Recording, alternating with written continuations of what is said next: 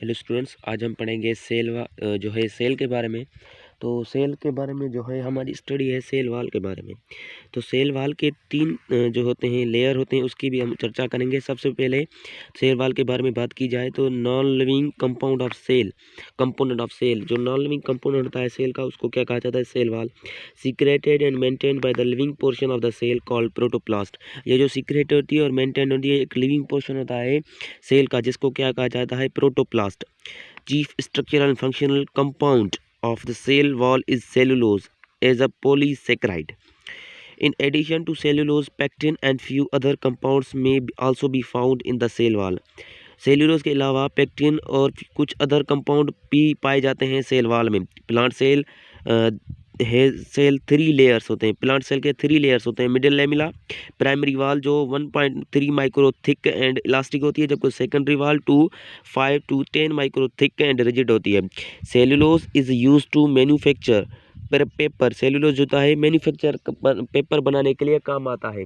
उसके बाद जो होता है cotton, gossypium, wood, these are the all the form of cellulose. ये जो है सेल्यूलोज के फॉर्म है। Now we discuss there these 3 layers of the cell wall. So first layer है middle lamella.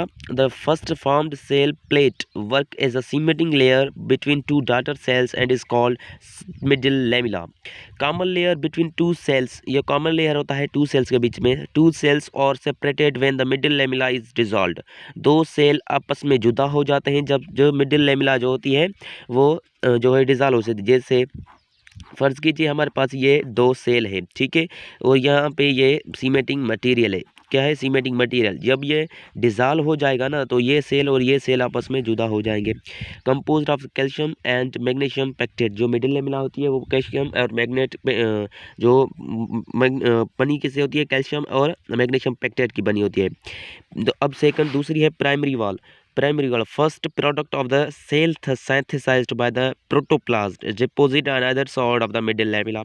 दूसरी पॉइंट है, in young enlarging cell primary wall remains thin and elastic, becomes thick and rigid with the approach of the cell maturity. ये points अहम है students, ये याद करते जाइएगा। Primary wall contain hemicellulose up to 50 while the cellulose 25 and a smaller amount of pectic substance. Hemicellulose forms matrix of wall in which cellulose microfibrils are embedded. अब इसके बाद तीसरी आ जाती है सेकेंडरी वॉल, और ये सेकेंडरी वॉल के बारे में बात की जाए तो secondary wall is formed by the deposition of cellulose inside of primary wall. It mainly consists of cellulose or verifying in the mixture of cellulose. Secondary wall may be modified through the deposition of the lignin and other substance. In the cell wall, cellulose deposed in the form of cellulose. These cellulose fibers increase the strength of the cell wall. At some places in the cell wall, the deposition of wall material does not take place.